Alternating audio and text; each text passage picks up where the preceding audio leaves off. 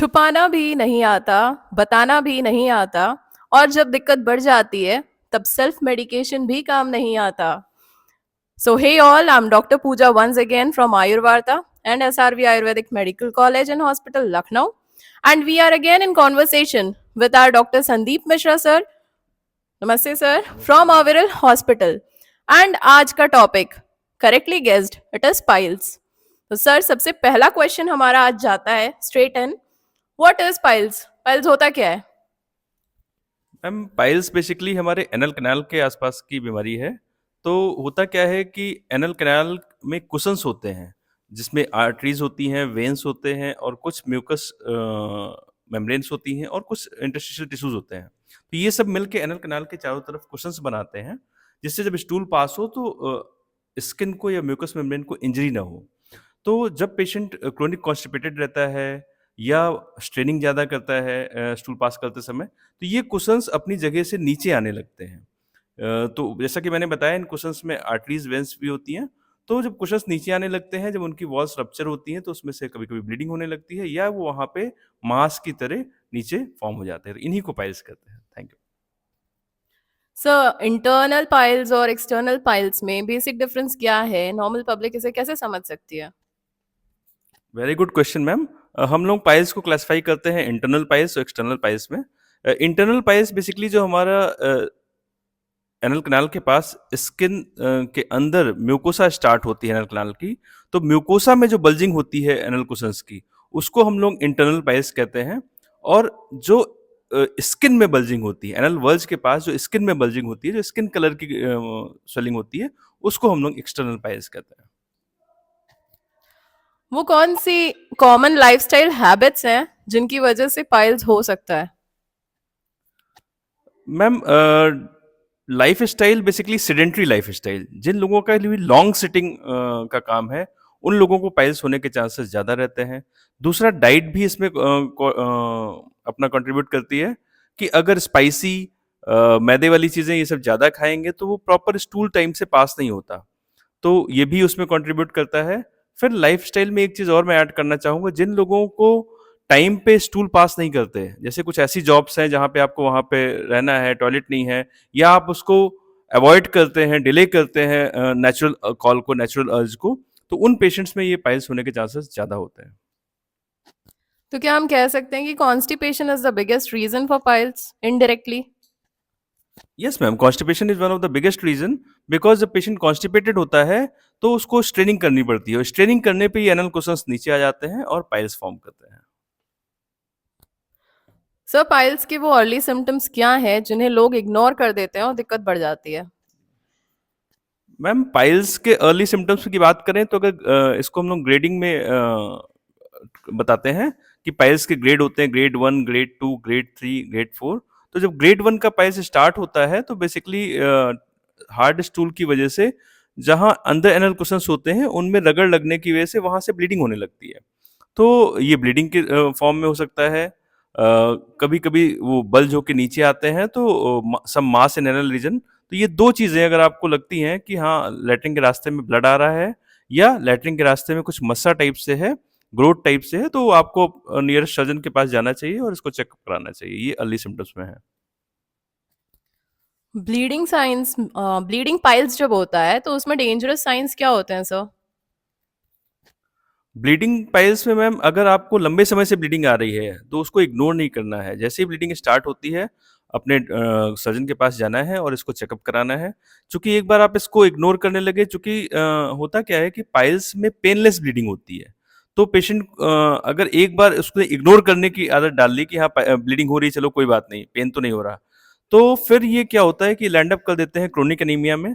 और एक बार chronic anaemia में लैंड अप कर गए तो पूरा बॉडी का सिस्टम सब डिस्टर्ब होने लगता है। तो एज सुन एज पॉसिबल अगर आपको ब्लीडिंग हो रही है तो जाके चेकअप कराना चाहिए कि ग्रेड 1 का पाइल्स है, ग्रेड 2 का है, या उसमें और किसी कारण से ब्लीडिंग हो रही है। क्योंकि ब्लीडिंग के कई सारे कॉजेज होते हैं एनल कैनाल से ब्लीडिंग के। तो डेफिनेटली अगर ब्लीडिंग पर रेक्टम हो रही है तो इसको इग्नोर नहीं करना चाहिए। It is itself a danger sign. Okay sir. Sir क्या पाइल्स हर एज ग्रुप में हो सकते हैं या एज ग्रुप स्पेसिफिकेशंस हैं?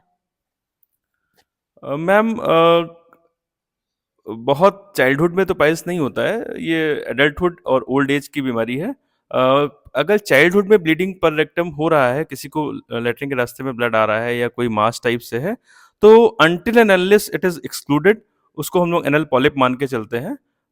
तो अगर चाइल्डहुड में हो रहा है तो एनल पॉलिप की वजह से ज़्यादा ब्लीडिंग होती है, और अगर एडल्टहुड में या लेट एजेस में है तो ये पाइल्स होने के चांसेस ज़्यादा होते हैं। सर अब 2 क्वेश्चंस एक साथ। नंबर 1 इज़ डाइट का क्या रोल है in prevention of piles? And diet का क्या रोल है in patients of piles? Ma'am diet का बहुत ही इम्पोर्टेंट रोल है, मैं कहूँगा मोस्ट इम्पोर्टेंट रोल है प्रिवेंशन में भी और ट्रीटमेंट में भी। चूँकि डाइट बेसिकली होता क्या है कि हमारी इंटेस्टाइन की मोबिलिटी और जो हमारा डाइजेशन है, ये सब डिपेंड करता है कि हम क्या आहार ले रहे हैं और कैसा विहार कर रहे हैं। तो आपने अक्सर सुना होगा कि पाइल्स के पेशेंट को हम लोग कहते हैं रिच फाइबर डाइट लेने के लिए। चूँकि फाइब्रस डाइट जो होती है वो that is compatible with our intestine, और उसको जब हम लेते हैं तो टाइमली डाइजेस्ट भी होती है, और उसका जो प्रोपोगेशन है, जो हमारी पेरिस्टाल्टिक मूवमेंट होती है इंटेस्टाइन की, वो उसको फेवर करती है, और वो स्टूल फॉर्म होके प्रॉपर वो टाइमली रेक्टम में जो पहुंचता है, और टाइमली डेफिकेशन में भी वो कंपैटिबल होता है। तो इसका बहुत रोल है। और वहीं उसके उल्टे अगर हम लोग मैदे वाली चीज़ें लेते हैं, मैदे से बनी चीज़ें लेते हैं, ऑयली चीज़ें ज़्यादा लेते हैं, तो हमारी इंटेस्टाइन भी उसके लिए कंपैटिबल नहीं होती, और उसका प्रोपोगेशन प्रॉपर नहीं होता, और उस वो वाटर उसमें एब्जॉर्प्शन कम होता है, जिसकी वजह से उसका वाटर कंटेंट कम हो जाता है और स्टूल हार्ड हो जाता है। स्टूल हार्ड होने की वजह से फिर जब आप स्ट्रेनिंग करोगे तो फिर पाइल्स डेवलप होगा।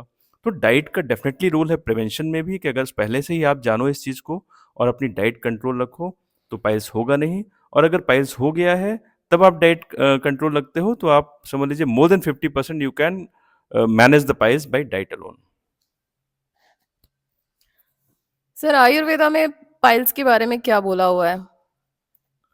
मैम आयुर्वेद में पाइल्स को अर्श के नाम से बोलते हैं, और ये बहुत दुरूह बीमारी है, बहुत ही कष्ट देने वाली बीमारी है, और इसकी चिकित्सा में बताया गया है कि शस्त्र, औषध, क्षार और अग्नि, इन 4 मोडालिटीज से ट्रीटमेंट के लिए बताया गया है।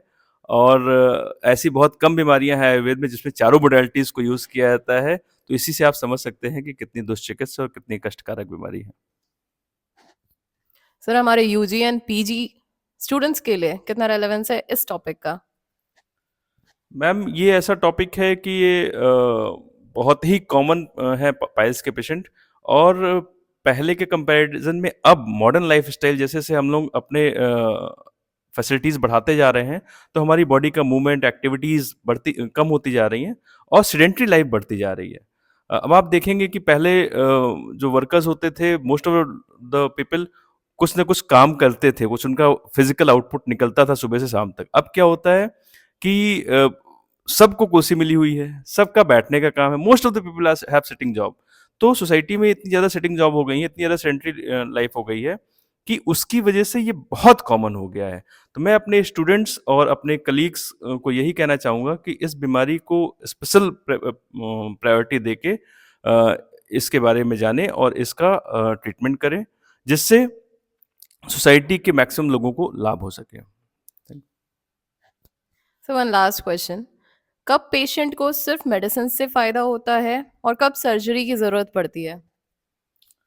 मैम जैसा कि मैंने बताया था कि पाइल्स के 4 ग्रेड्स होते हैं, ग्रेड 1, ग्रेड 2, ग्रेड 3, ग्रेड 4। तो ग्रेड 1 और ग्रेड 2 के पाइल्स हैं, इसमें मेडिसिन से काफ़ी लाभ होता है। और अगर स्टार्टिंग फेज़ में आदमी डाइट, लाइफ़स्टाइल और मेडिसिन प्रॉपर लेता है, तो ये मैनेजेबल डिज़ीज़ होती है, वो आगे बढ़ती नहीं है और उतने पे रुक जाती है, या कई बार पाइल्स के मस्से रिग्रेस भी हो जाते हैं शुरुआत में। लेकिन एक बार ग्रेड 3 या ग्रेड 4 के मस्से बन गए, वो बल्ज आउट हो गए, उन्होंने अपना जगह बना ली, तब फिर बड़ा मुश्किल होता है मेडिसिन से अकेले से उनको ट्रीट कर पाना। तब मेडिसिन के साथ-साथ सर्जरी की ज़रूरत पड़ती है, और सर्जरी के बाद और सर्जरी के दौरान आप डाइट, लाइफ़स्टाइल और मेडिसिन लेते हैं, तो फिर बीमारी जल्दी से जल्दी सही हो जाती है। Thank you. Thank you so once again for all the information that you have provided on piles. तो छुपाने की भी बात नहीं है, and early the prevention, early the intervention, उससे जल्दी क्योर होगा पाइल्स। सो आज की वार्ता में बस इतना ही, मिलते हैं अगली वार्ता में, तब तक स्वस्थ रहें, मस्त रहें, व्यस्त रहें। Thank you.